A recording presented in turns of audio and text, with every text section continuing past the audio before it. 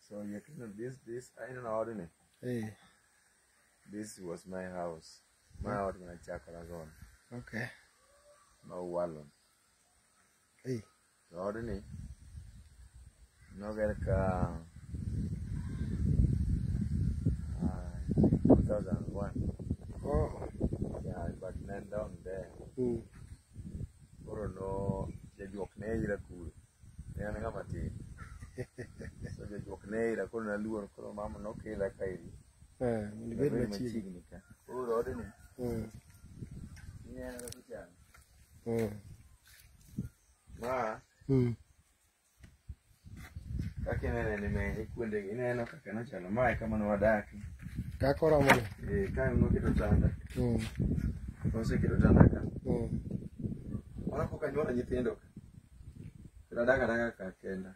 Podin. Kuna chekati be manyombe. Oh. Kama manyombe. Kuro kairi. Ni manyombe pisi. Wow. Kuro. Mae kama uno kito tanda. Ukaja ukete kom. Kama chunga. Kairi reka kuro kendo. Begini jotuona nindo gidirot ka. Eyaka. Negi nindo kairi. Kendo negi in wild. Nsae no rito kode ge mano chako tinde CEOs, managers. Joma dongo sana. They are big people, they are great people. And again, kawa kanya sai no timo muono. So wadi ma. Oh. Ko ngene kana wadi. Ma ko wati mane Illuminati. Oh. Ma. Ano no gera mai. Ma ko ne wacho mane yudo pesa kanyo nyalo gero godo. Oh, yeah, dala ma. Kinde mane wacho ni donjo Illuminati. Yeah, dala moro ma. Koro ma simba na mara ria. Yaro. Ma koro. Be bet jang. Ma ne jang ene wono jang e nyuola. Ne wono jang. Ma. Kiro ne walose. Inyalo jinene kaka to loko kunde. Hey. Kama dikninde yi. Roy ninde talero ninde. Couldn't remember. That was my house, so that was the bedroom. Koro. This was the another room. Okay. Koro, this was the best now. And there is, you know, Kajabu going to replace the wrong paradigm. It's okay, man. And yeah. My father told me, already do I could go dala. Koro no na weka. O kama chero. Madot madala. So, me George and replace the wrong paradigms, the wrong philosophy. Yes. So, kai mo nyise na we dot. Mondo koro ka go dala to already koro ber. Koro kitagri kendo gitimo mo. Gigedo ma koro maber sana because it was the best house in the whole entire family. Wow. At least then the best house. So I saw it was not good.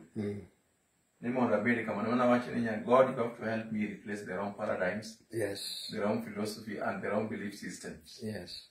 Because what you believe and what you store in your mind is what will eventually find an expression within your physical body. So I said, let that expression not find itself on my physical life. So I started by saying, God, I know one day you'll remove me here. Yes. But I followed his instruction, my way that kind. Ko beda kai wa beli. Makawa ngi chokro kwa duong. Jininde dirotka. Ka jininde and because it was spaces. Ko nyasai no golo waka teroa. Kama chielo. Yes. Ko golo. What is the next one? This is. Ko digo kan. Ko biroka. Oh. See now this one here. Koro mana na siya kumukore. Nduro no ma kwano nyalo go. Nyalo gore kumu ben. Nyalo gore kumu ne kitilo bone rach. Kore mo biro ka. Ma koro ugo dala. Ma ko go dala. Ember be a very part of Sika. Oh. Come up when did you need it? So this was also the house. And then I got a ten, no bear. Kurukua kat doka wai. Kuro mpadi kwa wadi dala. Nama kuro nyasai oke no maka. Kuro wadi ka. Kuro nyasai wako okan step machiel. Kuro wadi nyasai mi waote. So nyasai no mi waote. Yes. Kuro no wabio go dala. Sendi tomo pi.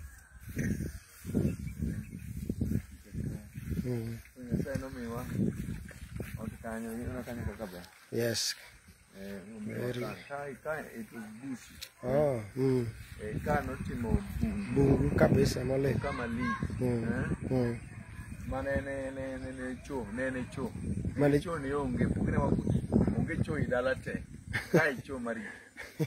And it was swampy. Yeah. The worst part of it, nini enkarpi. Sana. A pinyenye serious. Pinyenye sai. Ma nene kama racha. Can be windy bin maboro kiwinja. Awinji. So nene karpi. Kimaya mate. Ma it was the whole compound it was swampy. But by the grace of God. Yes. Yes, I okay to obey. Hallelujah. So I just want to advise everybody who are still behind. Maybe you can see yourself that you are still behind. But with God, everything is possible. Yes. The Bible says in the book of Matthew 19 verse 30 that the first shall be the last people. Yes. While the last people shall be the first. The first people, yeah. In many cases, when you are down, most of the people think you manage it. Kabisa. One day the family wa kanewa bedi chien. Moloyo te. You know, one chien mogi. Ngemawa. But by the grace of God, one at least. Wanyalo biro kamoro. Kata korom. But then kamoro mat. There is a change. Na dana nyanene dana moro ni chika. To ma obiro oknikech somo. Obiro nikech wuoth Nyasaye. Ng'wono mar Nyasaye. Ng'wono ne. So ng'wono ne osebedo koritowa in our entire life. Yeah. Up to date, we glorify the name of God. Nikech so far, ene mosemiyo wabedo ka. Kamano. Kata lwenje ka wakalo mana lwenjegi nikech Nyasaye. Yes. Omiyo ka dang' watho ka wayie kuome. To dang' obed gima duong' moloyo tho ka ok iyie kuom Kristo. Kamano. Ndike Mathayo 5 kisomo kidhi piny kanyo. Iyudori kanyo ibiro rado. Kama ondikie. Un joawe kiangonu wach. Un joawe kisando. Mathayo 5:1. Apagare kanyo kidhi mbele. Un johawe. Tiende mondo ng'ato bed jahawe. Ene nyaka iyie san. Nyaka iyie weche moko adiera mowach kuom. Weche moko adieri. Mago duto nyaka iyie. Yeah? Yeah. Yesu wacho ni an ne gitimona kamano.